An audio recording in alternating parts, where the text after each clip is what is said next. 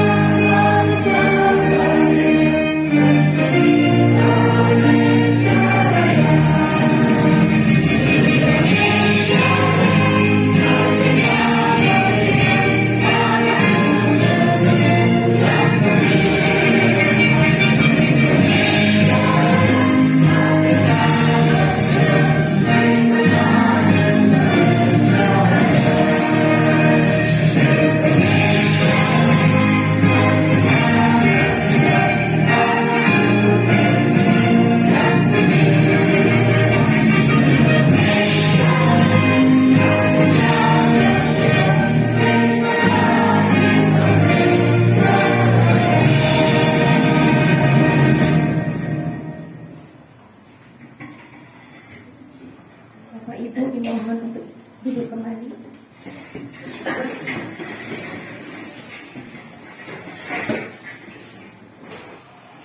Anak Cina memasang luka dipasang di kayu jati. Agar acara ini mendapat berkah, kita awali berdoa kepada Ilahi. Pembacaan doa akan dibacakan oleh Bapak Darsono. Pada Bapak Darsono kami persilakan.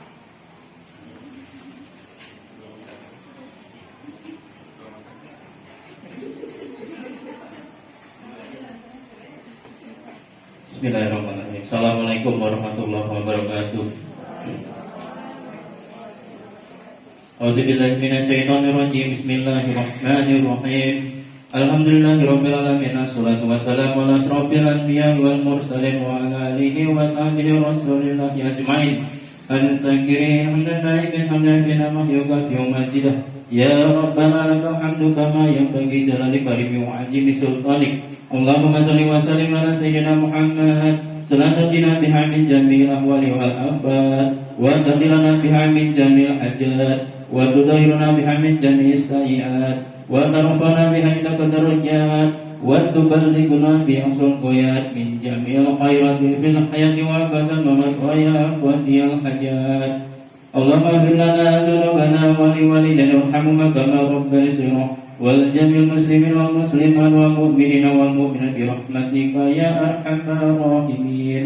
اللهم إنا نسألك سلامة في الدين وعافية في الجسد وعافية في العلم وبركة في الرزق وتوبة قبل الموت ورحمة عند الموت ومغفرة بعد الموت. اللهم حول علينا في سكرة الموت والنجاة من النار والعفو عند الحساب. Ya Allah, ya Rahman, ya Rahim. Pada hari ini kami mohon rahmat-Mu ya Allah. Pada hari ini kami melaksanakan kegiatan diseminasi budaya positif ya Allah. Ya Allah, berkailah kegiatan kami ya Allah, berkailah kegiatan kami. Jadikanlah ilmu yang disampaikan hari ini menjadi ilmu yang bermanfaat dan bermanfaat untuk kita semua ya Allah. Ya Allah, jadikanlah kami sebagai guru-guru yang mampu menjadikan anak didik kami menjadi anak-anak yang cerdas, yang bermartabat, yang juga sukses di masa yang akan datang ya Allah. Ya Allah, hanya kepadamu lah hamba bermohon. Rabbana atina fid dunya hasanah wa fil akhirati hasanah wa qina adzabannar. Subhana rabbika rabbil izzati amma yasifun wa salamun alal mursalin walhamdulillahi rabbil alamin. Assalamualaikum warahmatullahi wabarakatuh.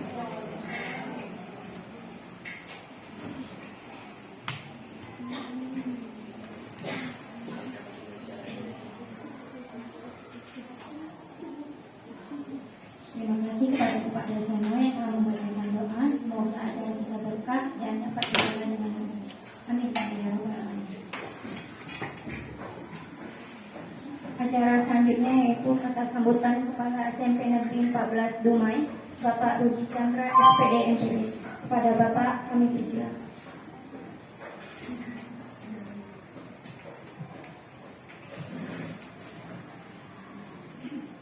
Datang ke SMP 14 bersilaturahmi. Cakep lah. Terletak dekat kilang Putri 7. Jawablah salam dari kami. Assalamualaikum warahmatullahi wabarakatuh. Waalaikumsalam warahmatullahi wabarakatuh. Syukur alhamdulillah sama-sama kita panjatkan kepada Allah Subhanahu wa taala atas limpahan rahmat dan nikmatnya sehingga pada siang hari ini kita dapat berkumpul di ruangan ini guna pelaksanaan kegiatan diseminasi budaya positif oleh Ibu Pipit Jelani SE merupakan calon guru penggerak angkatan 9 Kota Dumai tahun 2023 ini. Salawat dan salam kita hadiahkan kepada junjungan alam Nabi besar Muhammad Sallallahu Alaihi Wasallam. Allahumma sholli ala Sayyidina Muhammad wa ala ali Sayyidina Muhammad. Bapak Ibu guru hebat SMP 14 yang saya banggakan, pada kesempatan sore hari ini atau siang hari ini alhamdulillah kita akan dibagikan seilmu oleh Ibu Pipit yang telah mengikuti pendidikan yang sedang mengikuti pendidikan calon guru penggerak, dan mudah-mudahan dengan Ibu Pipit mengikuti pendidikan guru penggerak ini bisa menjadi modal tambahan untuk SMP 14 lebih maju lagi. Artinya semakin banyak guru-guru yang mengikuti pelatihan-pelatihan pendidikan, tentu ini akan meningkatkan kualitas sumber daya manusia kita. Jadi Bapak berharap kepada yang belum mendaftar, ini masih ada kalau nggak salah Bapak jadwal untuk mendaftar angkatan ke-11 yang seperti yang Bapak kirimkan informasinya kemarin.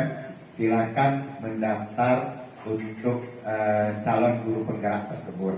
Mungkin memang guru penggerak ini sedikit agak disibukkan kita, tetapi walaupun demikian nanti kedepannya akan menambah wawasan kita di dalam memberikan layanan pendidikan kepada anak-anak kita. Terutama kemarin yang sudah daftar kemarin hasilnya gimana? Bu ini? Terus karena itu Pak, kami mendaftar itu balasan itu notifikasi di luar jadwal pendaftaran. Di luar jadwal pendaftaran waktu itu. Padahal kami kan Delapannya tanggal 3, Pak. Lewat segitu masanya. Iya. Kalau yang sekarang buka untuk angkatan 11 masih bisa. Coba buka lagi yang angkatan 11 ini, ya.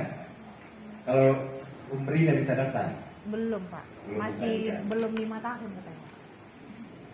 Bu Lia yang baru nih, coba juga lah daftar karena kan pembelajaran agak sedikit sekarang bisa digesak ya. Jadi yang lainnya juga yang sudah lebih dari 5 tahun, Pak Ibu apa? Ina sudah lebih dari 5 tahun udah bisa daftar tuh. Ya, mungkin yang perlu diingat di dalam pendaftarannya tersebut bagaimana menjawab essay itu sesuai dengan benar-benar apa kondisi kita. Nah, itu mungkin salah satu trik supaya bisa lulus di dalam administrasinya. Baik, mungkin tidak banyak yang ingin Bapak sampaikan. Yang penting nanti dengan diseminasi ini, dengan apa yang disampaikan oleh Bu Pipit nanti, mudah-mudahan bisa kita implementasikan di sekolah kita masing-masing, di sekolah kita ini. Kenapa? Karena mungkin Bu Pipit secara teorinya sudah belajar bersama fasilitator dan pengajar praktiknya. Sekarang giliran dia untuk menyebarkan ilmunya kepada kita semua. Ini ilmu yang sangat bermanfaat bagi kita karena di masa pendidikan sekarang ini tidak ada lagi yang namanya sanksi-sanksi dan hukuman-hukuman kepada anak murid. Tetapi walaupun demikian, tentu ada hal-hal yang perlu kita kesepakati dengan anak-anak kita. Bagaimana agar itu bisa lebih baik? Kadang kemarin Bapak mengikuti Fasda meeting di Tanoto Foundation, hampir semua Fasda sendiri juga mengeluh dengan kurikulum merdeka. Tapi walaupun demikian, artinya menurut mereka pun kurikulum merdeka kayaknya lebih memerdekakan siswa tapi menjajah guru katanya.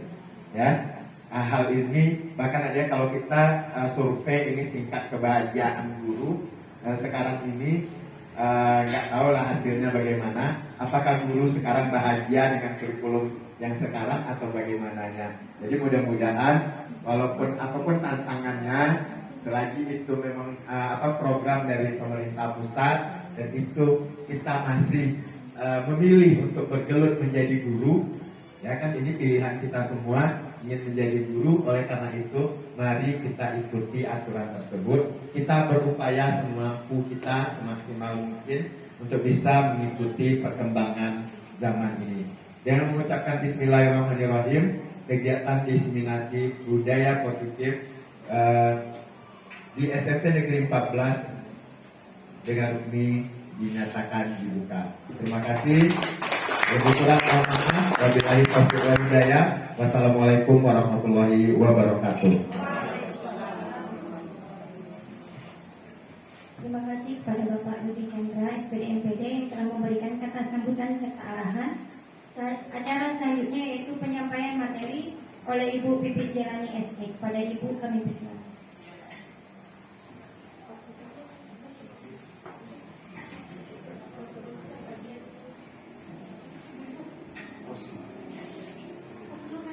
Ibu-ibu, bapak-bapak. Assalamualaikum warahmatullahi wabarakatuh.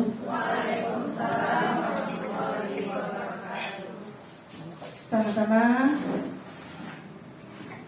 kita ucapkan puji dan syukur kehadirat Allah SWT. Kita dapat berkumpul di ruangan ini pada kesempatan ini untuk acara diseminasi budaya positif di SMP Negeri 14 Dumai.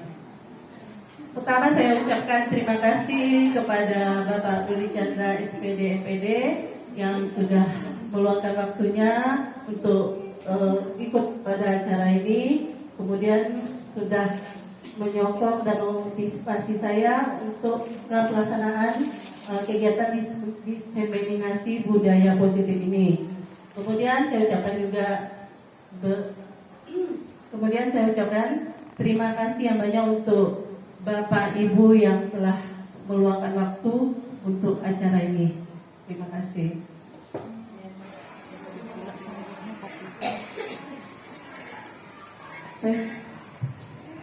Bapak Ibu, kegiatan pada hari ini berhubungan dengan modul 1.4 guru penggerak, yaitu Asinyata 1.4 diseminisasi budaya positif, yang tujuannya CGP menyampaikan informasi mengenai budaya positif kepada teman-temannya atau rekan sejawatnya di sekolah di mana dia berada.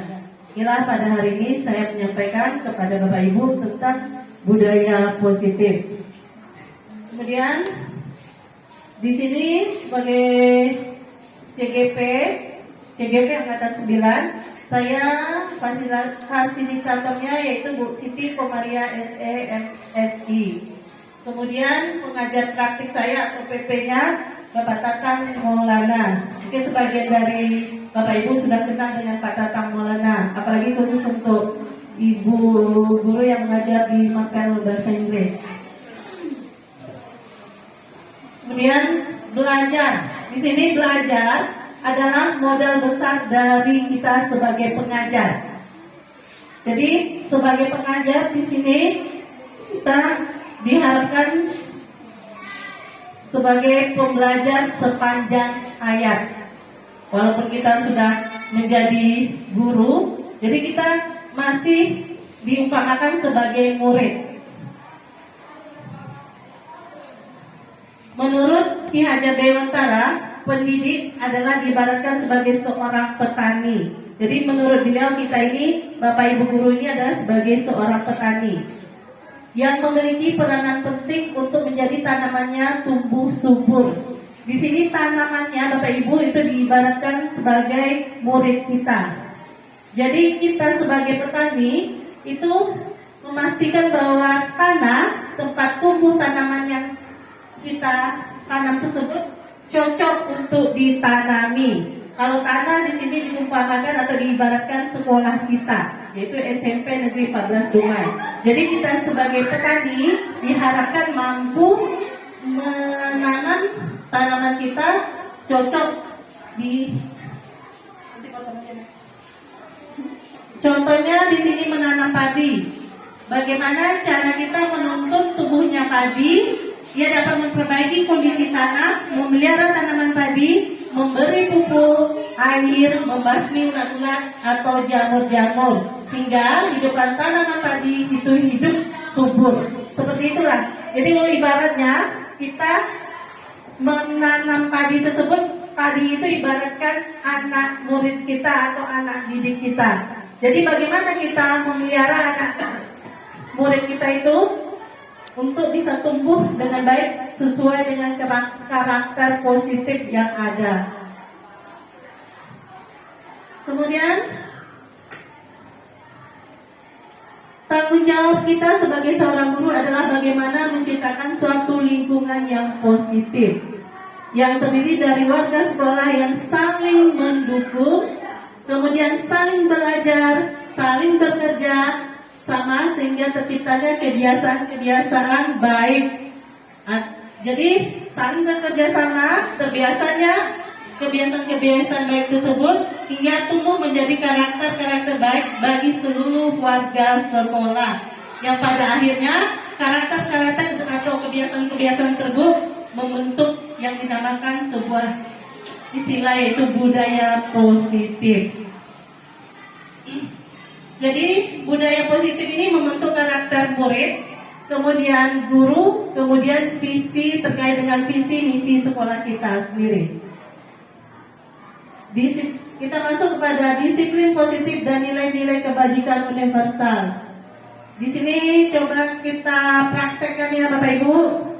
Coba ibu-ibu pegang tangannya, kepalkan tangannya, kepalkan satu tangannya, kepalkan, ya. Kemudian pasangan itu, coba buka tangan, kemudian mengepalkan salah satu tangan, kemudian bayangkan kita menyimpan sesuatu yang berharga di tangan kita ini. Jadi kita harus menjaga barang yang kita angkat itu berharga di tangan kita ini sekuat mungkin. Jadi kawan kita sebelah, praktekkan berusaha untuk membuka kepalan tangan kita. Jadi tangan, ya, Ya, silakan tangannya masing-masing. Ya, bergantian nanti. Ayo. Ayo silakan. Ayo, Wi. Pelan-pelan. Ya. Ya, yang satu dibuka. Nanti bergantian. Ya, buka silakan. Terserah mau dipertahankan, mau diapakan terserah. Ya.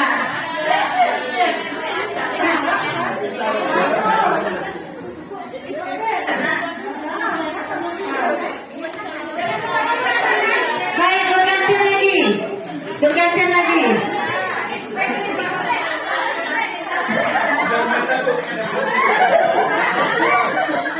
Oke. Oke.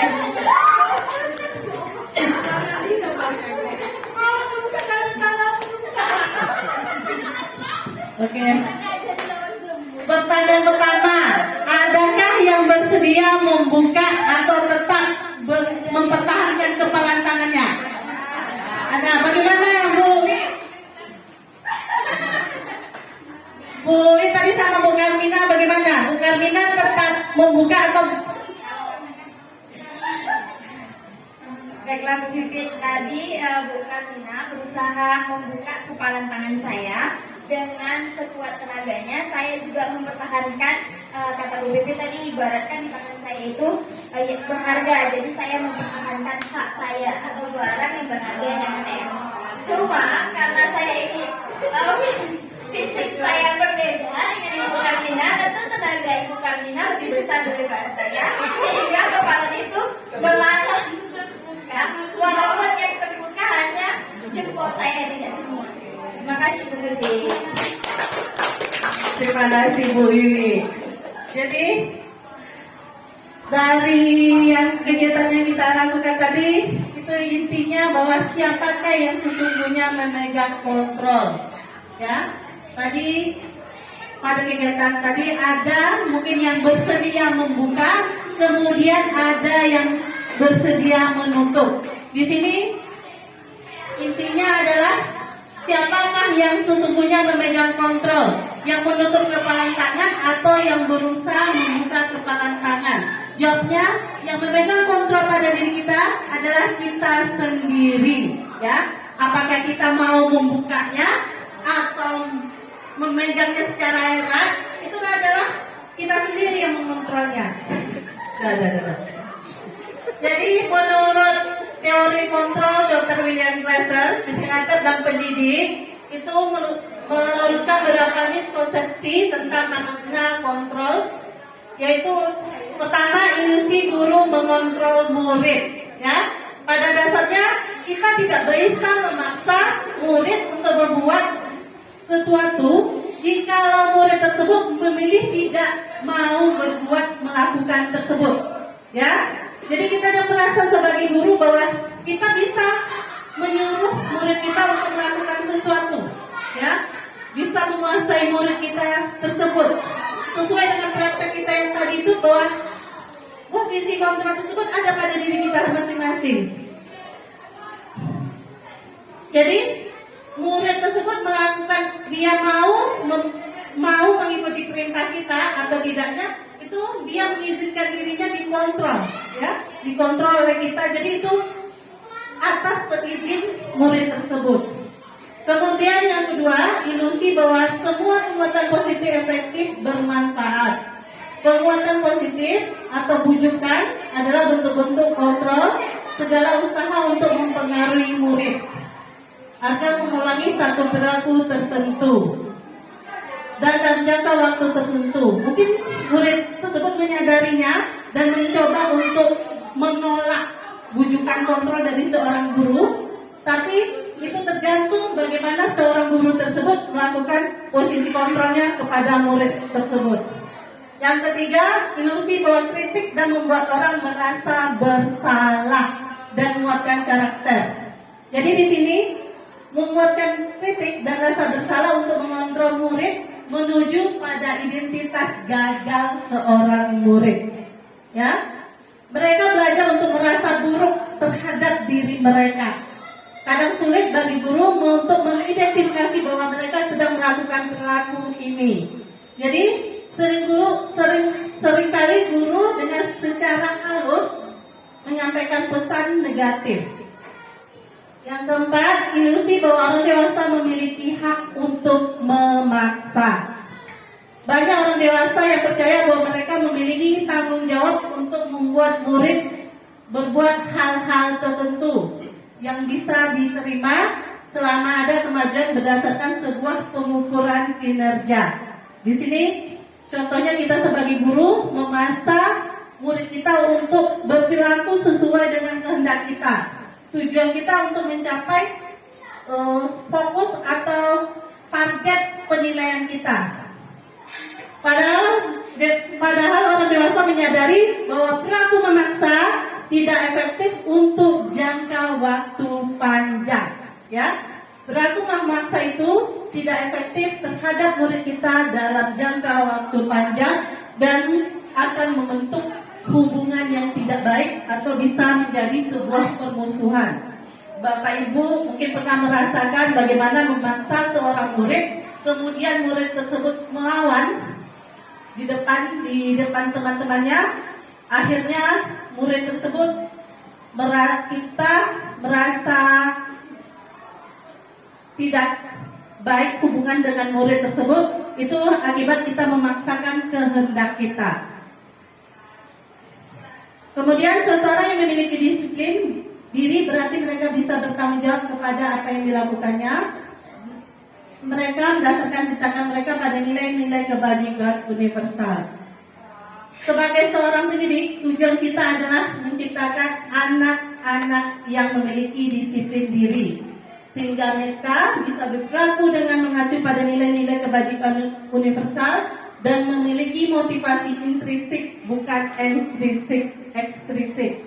Ya, jadi motivasi intrinsik ini adalah motivasi yang berasal dari dalam diri mereka sendiri, yang berasal dari kesadaran mereka sendiri untuk melakukan hal tersebut, bukan motivasi dari luar, bukan disebabkan oleh guru yang memaksa, bukan disebabkan oleh guru yang mengontrol, bukan disebabkan oleh murid tersebut takut kepada bapak ibu gurunya. Seperti itu. Sebagai seorang pendidik, saat Anda perlu hadir di suatu pelatihan, motivasi apakah yang mendasari Anda untuk datang kepada pelatihan tersebut? Terima kasih Bu Pipin.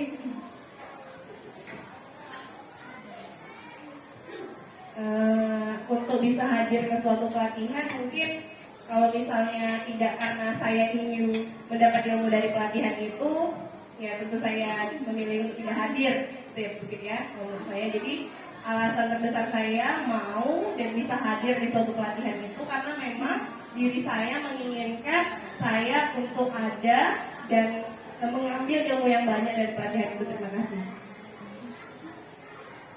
Terima kasih Bu Ati. Tepuk tangan dulu Bu untuk Bu Ati dan Ibu. Jadi di sini pertama, apakah hadir karena tidak ingin ditegur oleh panitia atau pengawas? Ya, jadi kita hadir, guru hadir dalam pelatihan tersebut tidak ingin mendapat teguran, surat teguran. Misalnya kita sudah diberi tugas oleh kepala sekolah kita, Bu Aryati datang ke dinas untuk mengikuti pelatihan ini.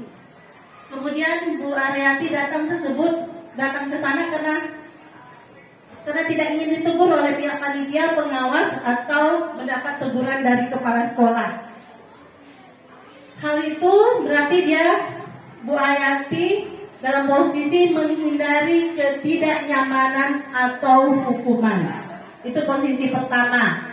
Yang kedua, ingin dilihat atau dipuji oleh lingkungan atau mendapat penghargaan sebagai guru berprestasi. Ya, jadi di sini dimaksudkan yaitu mendapat imbalan atau penghargaan dari orang lain. Contohnya mendapat penghargaan atau imbalan atau mendapat reward dari kepala sekolah karena kita sudah mau ikut pelatihan tersebut.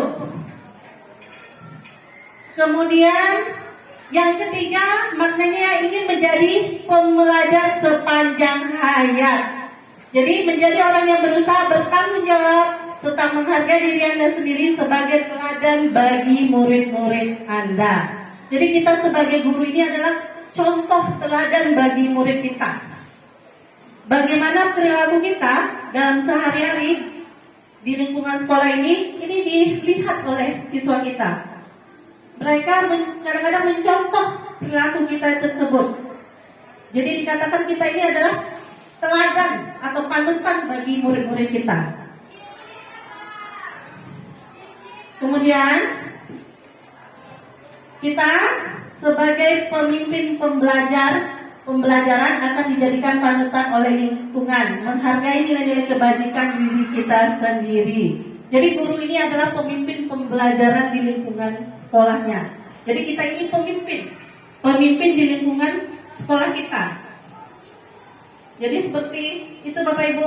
Jadi yang ketiga ini, kalau menurut Bu Umri, yang ketiga ini yang cocok ya Bu Umri, menghargai nilai-nilai kebajikan kepada diri kita. Jadi kita itu pelatihan itu karena niat kita sendiri, bukan dipaksa oleh Pak Rudi kan? Seperti itu. Jadi sama dengan motonya, tergerak, bergerak, dan menggerakkan. Bagaimanapun kadang-kadang dipaksa oleh seseorang, kalau kita memang tidak mau, tidak berpikiran, kita tidak akan melaksanakannya. Jadi itu kita memegang posisi kontrol terhadap diri kita sendiri. Bagaimana Pak Rudi WA masing-masing, kalau memang kita tidak tergerak, tidak mau, ya tidak jadi juga. Jadi manakah motivasi yang paling kuat mendasari dari yang ketiga tadi? Kalau Bu Mina, yang mana dari motivasi yang ketiga tadi yang mendasari jika Bu Mina mengikuti pelatihan?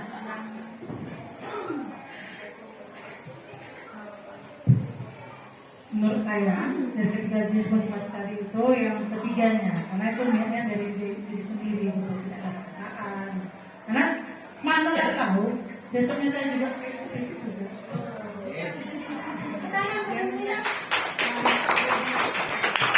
Amin, amin, bro, ya, amin. Mudah-mudahan ya Bu Mina, saya yakin Bu Mina pasti bisa. Tinggal tergerak aja. Jadi baik, menurut Bapak Ibu, dari ketiga jenis motivasi yang disebutkan tadi, manakah paling dasar berlaku pada murid-murid kita di sekolah? Yang pertama, karena dia hadir menghindari ketidaknyamanan atau hukuman, ya, atau sanksi. Paling tinggi nomor 2 ya Pak. Kalau nomor 3 Pak? Nomor 3 satu-satuan. Mudah-mudahan nanti. Ini pertanyaan Bu Kiki anak murid tadi kan? Iya Pak. Anak murid kita. Ha-ha. Anak murid kita intinya rata-rata nomor 1. Sebagian besar ada juga yang nomor 5. Sebagian kecil ada yang nomor 3. Baik.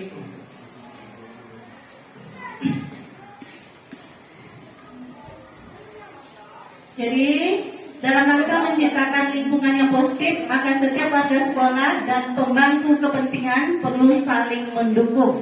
Ya, semua kita ini warga sekolah atau pemangku sekolah, baik kepala sekolah, guru, murid, orang tua, komite, baik, hal tersebut perlu saling mendukung, berkolaborasi, ya, menghayati dan menerapkan nilai-nilai kebajikan yang telah disepakati bersama.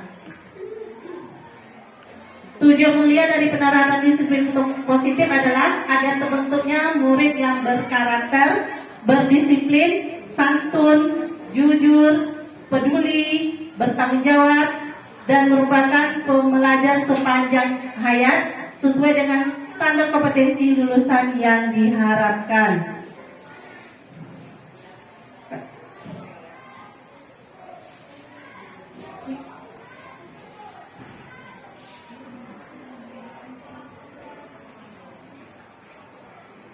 Oke Bapak Ibu, kita masuk kepada teori motivasi, hukuman, dan penghargaan restitusi.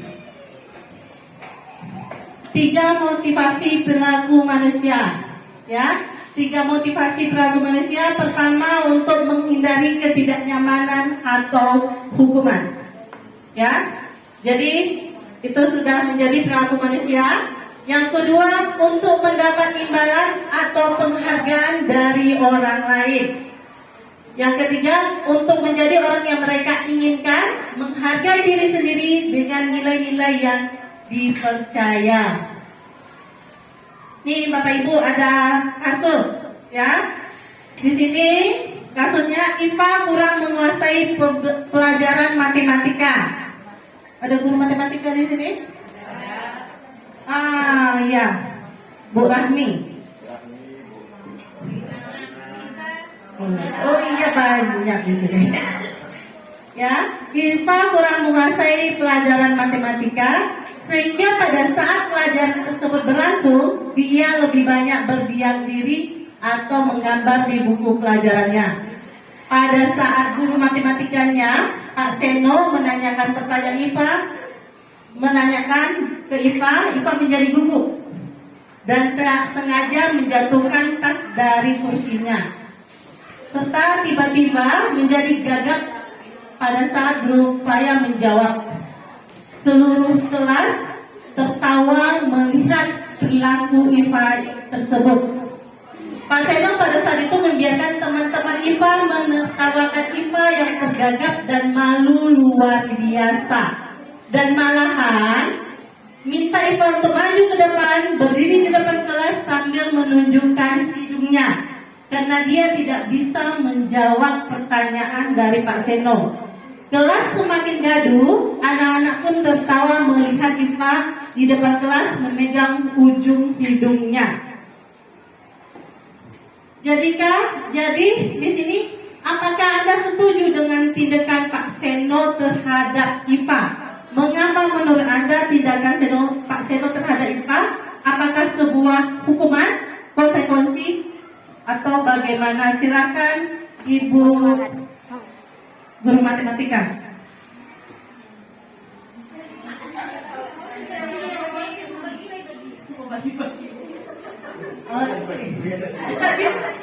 Bu Ati ya.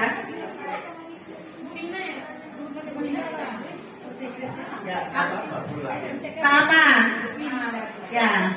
Di sini kejadian di sini adalah kejadian pada saat mungkin muridnya ngantuk atau tidak konsentrasi.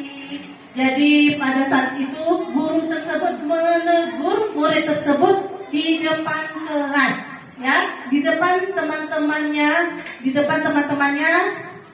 yang ramai. Kemudian murid yang ditegur tersebut malu, ya, hingga membuat kelas makin gaduh. Anak-anak pun menertawakan murid tersebut. Menurut Bu Umri, itu tindakan yang bagaimana? Apakah Bu Umri setuju? Menurut saya tidak setuju ya. Karena itu kan sebuah hukuman, dan hukuman tersebut mematikan rasa percaya diri siswa. Itu sama saja mempermalukan siswa di depan umum. Harusnya dari kejadian tadi, harusnya seorang guru mampu untuk membangkitkan kembali rasa percaya diri. Bukan berarti hal gagap itu harus dijadikan bahan ketawaan. Harusnya Pak Seno tadi lebih menekankan kepada siswa yang lain untuk tidak berperilaku seperti itu. Itu sudah namanya bullying di sekolah itu. Dan hukuman itu mungkin akan membekas di masa depan untuk IVA tadi. Sebuah hukuman kecil di masa ini, apalagi untuk murid SMP, besok-besok dia mungkin tidak mau lagi mengemukakan pendapatnya. Mungkin di dalam pikirannya dia mempunyai sebuah ide, sebuah jawaban yang bagus, tapi karena hukuman tertawakan teman kelas, dia menjadi malu mengungkapkan apa yang ada di benaknya. Padahal mungkin lebih brilian ide yang ada di benaknya. Terima kasih. Jawaban yang super dari Bu Umbri. Nampaknya Bu Umbri ini calon-calon CGP angkatan 11, ya. Amin. Ya. 5 tahun. Oh iya. Ya. Jadi betul yang dibilang Bu Umbri tadi. Hukuman. Jadi kategorinya adalah hukuman, ya. Hukuman. Jadi kita menghukum murid kita, menghukum siswa kita tersebut adalah sifat yang tidak rencana atau tiba-tiba. Anak murid tidak tahu apa yang akan terjadi dan tidak dilibatkan. Hukuman tersebut bersifat satu arah dan pihak guru yang memberikan dan murid hanya menerima hukuman tersebut melalui suatu kesepakatan atau pengarahan dari pihak guru baik sebelum atau sesudahnya. Hukuman tersebut bisa berupa fisikis, dan murid atau anak bisa merasa disakiti oleh perbuatan atau perkataan. Jadi betul sekali yang dibilang Bu Umbri tadi. Hukuman terhadap murid itu kita berprinsip bahwa hukuman tersebut nanti membuat mereka jerah. Ya, kita memberi hukuman membuat mereka jerah. Sebenarnya tersebut tidak tepat.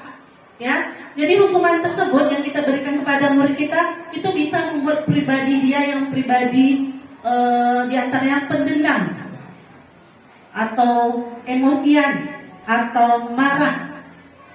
Jadi kadang-kadang dia mau meluapkan emosinya itu mungkin dia tidak bisa meluapkan kepada kita sebagai guru, mungkin dia segan atau takut, nanti bisa ke hal-hal yang lain. Atau bisa dia dengan memukul meja, membanting kursi, atau menjangkiti temannya dan lain-lain. Jadi hukuman tersebut itu membias berkesan kepada anak sepanjang hayatnya. Kemudian kita masuk kepada penghargaan. Penghargaan efektif jika kita menginginkan seseorang melakukan sesuatu yang kita inginkan dalam jangka pendek. Ya. Jadi jika kita memberikan penghargaan, jadi kita selama ini, kalau saya sendiri pribadi selama ini merasakan penghargaan tersebut adalah salah satu bentuk reward kita kepada siswa kita. Misalnya nilai tinggi, mampu menjawab, kita memberikan penghargaan kepada siswa kita, baik berupa pujian, baik berupa bentuk benda-benda kecil seperti pena, buku, dan lain-lain. Jadi di sini penghargaan tersebut itu sebenarnya kurang mendidik siswa tersebut, ya. Jadi kenapa? Jadi siswa tersebut nanti ke depannya berbuat sesuatu itu tergantung dengan penghargaan, ya. Dia melakukan sesuatu, mencapai sesuatu itu tujuannya adalah untuk memperoleh penghargaan, ya. Jadi kadang-kadang penghargaan tersebut itu menimbulkan suatu konflik terhadap sesama murid, ya. Mereka jadi bersaing. Kemudian hilangnya motivasi dalam diri murid tersebut.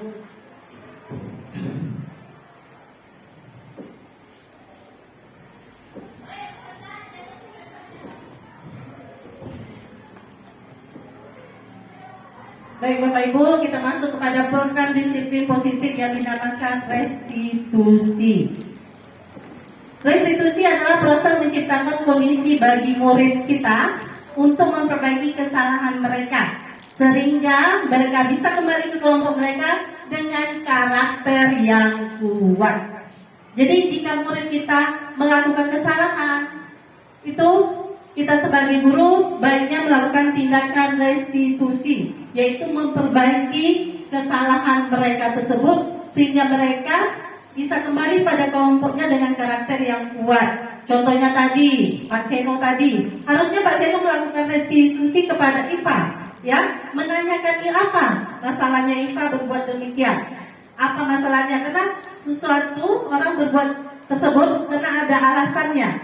Jadi kalau Pak Seno atau kita sebagai Pak Seno, kita sebagai guru, jika kita ingin menegur, menasihati murid kita tersebut, kita menegurnya di belakang, jangan di depan teman-temannya, ya. Jangan kita membuat murid kita tersebut merasa malu. Kalau kita tegur di depan temannya, dia merasa malu, ya. Kadang-kadang dia menjadi drop, menjadi minder, seperti itu. Jadi restitusi merupakan proses kolaboratif yang mengajarkan murid untuk mencari solusi untuk masalah mereka. Dalam membantu murid berpikir tentang orang seperti apa yang mereka inginkan, bagaimana harus memperlakukan orang lain. Melalui pendekatan restitusi, ketika murid berbuat salah, guru akan menanggapinya dengan melaksanakan refleksi. Jika IPA salah, kita refleksi dulu. Apa masalahnya? Apa kejadiannya? Kita biarkan, kalau refleksi berarti menceritakan, ya. Apa masalahnya IPA? Kok bisa dia seperti itu? Apa masalah murid kita? Kenapa dia bisa tidur pada saat jam pelajaran? Kenapa anak kita tidak bisa menjawab pertanyaan kita? Berarti ada latar belakangnya yang terjadi. Jadi restitusi bukan untuk menembus kesalahan, namun untuk belajar dari kesalahan, ya. Jadi restitusi itu kita memperbaiki diri anak murid dari kesalahan dia. Jadi restitusi contohnya nanti bila murid membuat salah, dia nanti akan menyadari kesalahannya, kemudian dia berusaha untuk memperbaiki kesalahannya dengan mencari solusi sendiri, ya. Kita bertanya, kenapa nak berbuat demikian? Nanti dia berkata, ini bu. Oh, wajar kalau seseorang melakukan kesalahan. Namanya manusia, kita berbuat kesalahan. Namun dengan kesalahan yang kamu lakukan, apa perbuatan yang kamu akan lakukan ke depannya supaya kesalahan tersebut tidak terulang lagi. Jadi anak tersebut mencari solusinya sendiri. Oke, kawan-kawan, kita masuk kepada keyakinan kelas. Keyakinan kelas. Prosedur pembentukan keyakinan kelas pertama kali, agar kelas kita keadaannya berjalan baik, kondusif dan sebagainya, agar tercapai tujuan pembelajaran kita, intinya kita membentuk keyakinan kelas. Langkah-langkah dalam menetapkan keyakinan kelas, pertama berdiskusi. Keyakinan kelas ini adalah keyakinan yang berasal dari murid tersebut sendiri, bukan kita yang memaksakan, bukan kita yang membuat keyakinan tersebut, bukan guru. Jadi itu dari pikiran siswa kita sendiri. Dia yang mengutarakan, dia yang menyampaikan, dia yang melakukan nilai-nilai kebajikan. Keempat, menyaring peraturan menjadi nilai kebajikan kelas, berdiskusi mengenai peran seluruh warga kelas, meninjau ulang keyakinan kelas dari waktu ke waktu. Inilah tahap-tahap dalam membentuk keyakinan kelas. Jadi yang pertama kita mempersilahkan warga sekolah atau murid untuk bercurah pendapat tentang peraturan yang dia buat, yang dia inginkan, yang dia terapkan di dalam kelasnya. Yang kedua, mencatat semua masukan pada murid warga sekolah tersebut, bisa di kertas-kertas yang warna-warni itu. Kertas apa namanya itu, Bu Adi? Bukan, yang sticky note, ya. Mereka mencatat di kertas sticky note tersebut apa keyakinan mereka. Sabar. Jadi Bapak Ibu, inilah tahapan pembuatan keyakinan kelas yang sudah saya terapkan di kelas saya. Pertama, saya memberikan kertas sticky note tersebut. Siswa menulis keyakinan mereka masing-masing. kemudian siswa menyampaikannya di papan tulis apa keyakinan mereka masing-masing. Kemudian ini contoh-contoh keyakinan kelas mereka. Kemudian setelah itu mereka menuangkan apa saja keyakinan kelas mereka. Mereka menentukan keyakinan tersebut termasuk nilai-nilai kebajikan universal apa. Apakah saling menghormati, apakah peduli, disiplin, empati, dan sebagainya. Kemudian dalam penulisan keyakinan kelas sangat dilarang untuk memakai kata-kata jangan, kata-kata tidak. Ya, kata-kata tidak, kata-kata jangan. Kata-katanya kata-kata yang berbentuk positif. Ya, kita masuk ke 5 kebutuhan dasar manusia. 5 kebutuhan dasar manusia: bertahan hidup, menguasai, kasih sayang, kesenangan, dan kebebasan. Bertahan hidup atau survival ada kebutuhan bersifat psikologis untuk bertahan hidup seperti kesehatan, rumah, makanan, dan sebagainya.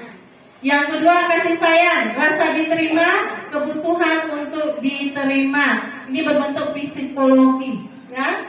Kemudian penguasaan kebutuhan untuk pengakuan atas kemampuan kita. Misalnya Bu Lia bawa anak lomba kesenian tingkat Dumai berhasil, kemudian melaju ke tingkat kabupaten atau kota, kemudian berhasil sampai ke tingkat provinsi. Jadi di sini ada pengakuan atas kemampuan, ya. Ini menjadikan sifat dasar. Kebebasan, kebutuhan akan pilihan, kemudian kesenangan untuk merasa senang. Di sini seorang murid yang tidak begitu berhasil secara akademik, mungkin kebutuhannya atas penguasannya belum terpenuhi di sekolah. Seorang yang tidak merasa diterima oleh teman-temannya, kebutuhan akan kasih sayang, rasa diterima tidak dipenuhi, mungkin memiliki satu teman memisahkan dirinya. Kita sebagai guru, kita diharapkan bisa membangun kepercayaan dan keisiman dengan murid kita. Konsep 5 kebutuhan dasar manusia tidak ada berlaku pada murid, juga berlaku pada kita sebagai orang dewasa. Restitusi 5 posisi kontrol, ya. Nah, di sini yang materi paling menarik, Bapak Ibu. Kita bisa mengetahui bagaimana kesalahan atau miskonsepsi kita selama ini sebagai seorang pendidik.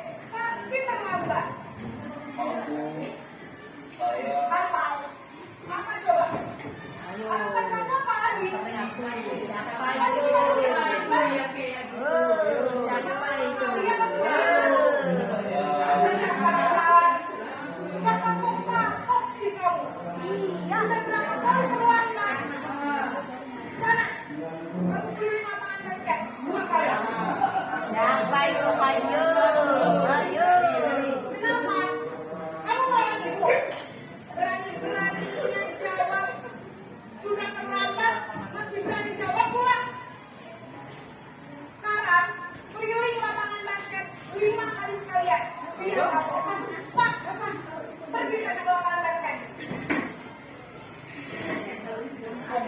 biasanya berbicara ada hadir, menunjuk-nunjuk, menyakiti, dan menyindir. Hukuman bisa berupa fisik maupun psikis. Ibu dan bapak guru hebat. Dampak yang terjadi pada murid ketika guru berada pada posisi penghukum adalah murid cenderung akan memberontak, bahkan menyimpan dendam.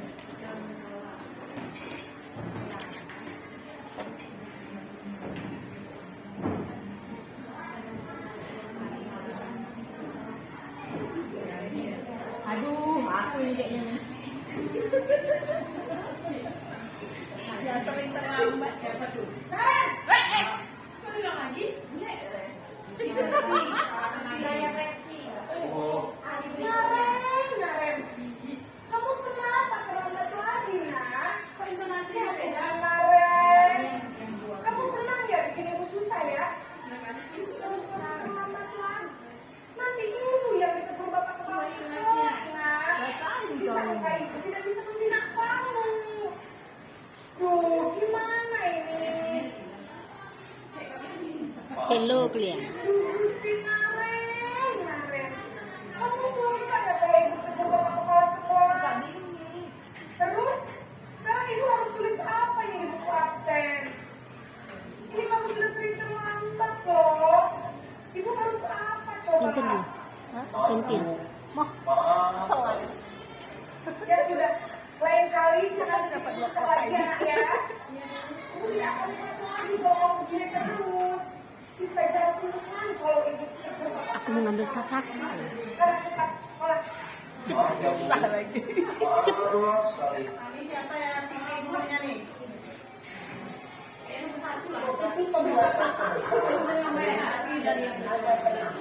cenderung lembut, Bentar ya.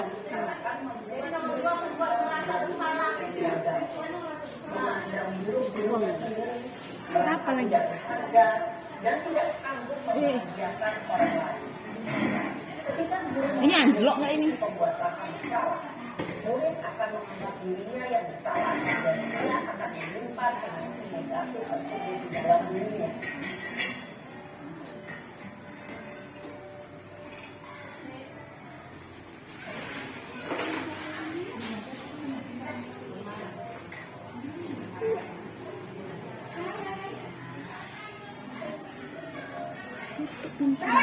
Banting sih.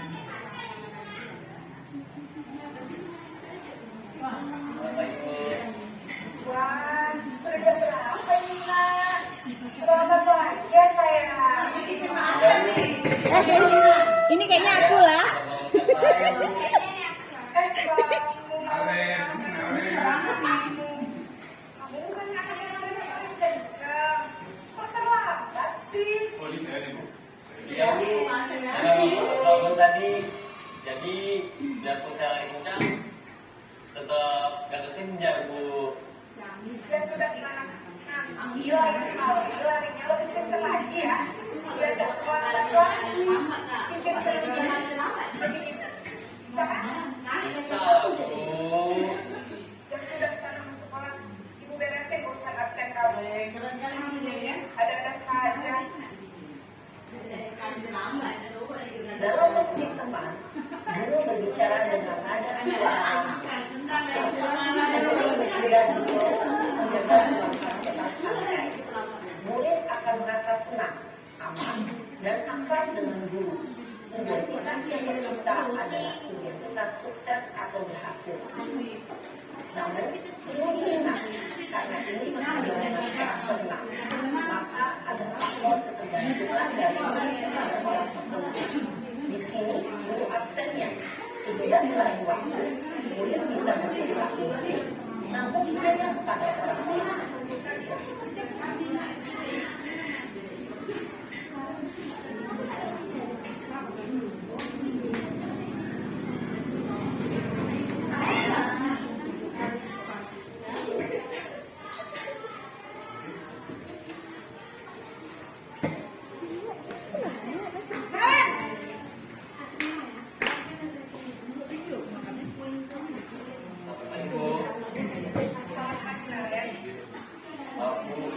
Dan waktu Ya, sekolah Jadi sekarang bagaimana Kak Teh? Mampu selalu tertawa dan malam Kelas yang mana ya? ada ibu sendiri dan orang lain mungkin aku. Jadi, apakah kalian meyakini saling menghormati tersebut? Iya Bu, saya meyakininya. Apakah Anda bersedia sebagai masalah keselamatan? Baik Bapak Ibu, baik Ibu-Ibu, tadi kita sudah menyaksikan video 5 posisi kontrol. Ada sebagai penghukum, merasa bersalah, sebagai teman, pemantau, dan sebagai manajer. Jadi menurut Ibu-Ibu, posisi yang paling sering kita laksanakan di sekolah posisi apa? 1 sebagai penghukum. Ya, saya sendiri juga merasa sering menerapkan posisi sebagai penghukum. Tapi alhamdulillah setelah saya mempelajari modul 1.4, sedikit saya mulai memperbaiki dirinya. Jadi posisi yang paling efektif untuk mendidik kita apa? Seorang manajer. Mantap guru-guru SMP 14 nih. Ya, jadi tugas seorang manajer bukan untuk mengatur perilaku seseorang. Kita membimbing murid untuk dapat mengatur dirinya. Seorang manajer bukanlah memisahkan murid dari kelompoknya, tapi mengembalikan murid kepada kelompoknya tersebut dengan posisi yang lebih baik dan lebih kuat. Ya. Pada posisi guru di posisi manajer, aspek yang dikembangkan pada murid adalah aspek motivasi intrinsik, yaitu motivasi dari dalam dia sendiri, dalam diri dia sendiri, menanamkan nilai kebaikan dapat tumbuh dan berkembang menjadi kebiasaan positif yang akhirnya membentuk karakter murid. Ya, kemudian ini materi segitiga restitusi. Segitiga restitusi adalah suatu dialog yang dijalankan oleh guru atau orang tua agar mendapat hasil murid yang mandiri dan bertanggung jawab. Langkah-langkahnya adalah menstabilkan identitas, validasi tindakan yang salah, menanyakan keyakinan kelas yang telah dibuat apa sesuai. Apakah dia melanggar keyakinan kelas yang sudah dibuat dirinya sendiri? Ya, kata-katanya ini validasi, menstabilkan validasi dan menanyakan keyakinan. Menstabilkan identitas bertujuan untuk mengubah identitas anak yang gagal, menjadikan kesalahan anak tersebut hingga mampu kesalahan tersebut. Dia menstabilkan identitas bertujuan mengubahkan identitas anak yang gagal karena melakukan kesalahan. Contoh responnya, berbuat salah tidak apa-apa. Saya, ibu juga sebagai guru pernah berbuat salah. Ya. Kemudian validasi tindakan salah, proses untuk memahami kebutuhan apa yang sedang berusaha dipenuhi oleh murid.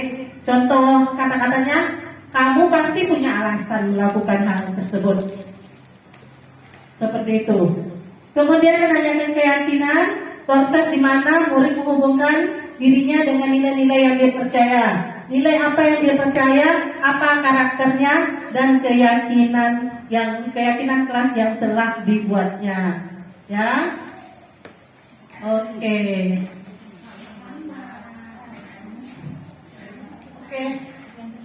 Baik, ibu-ibu, demikianlah pada hari ini kegiatan diseminasi budaya positif. Semoga apa yang saya sampaikan bermanfaat dan berguna bagi kita semuanya.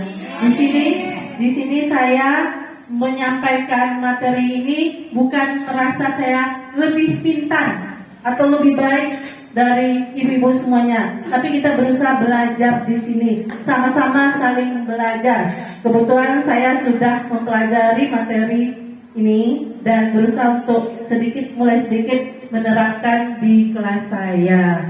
Semoga bermanfaat. Terima kasih Bapak Ibu atas waktunya.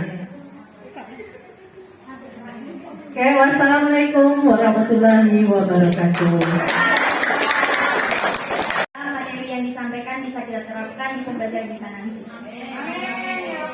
Saya selaku MC acara mengundurkan diri. Mohon maaf apabila ada kata yang salah. Saya undur diri. Assalamualaikum warahmatullahi wabarakatuh.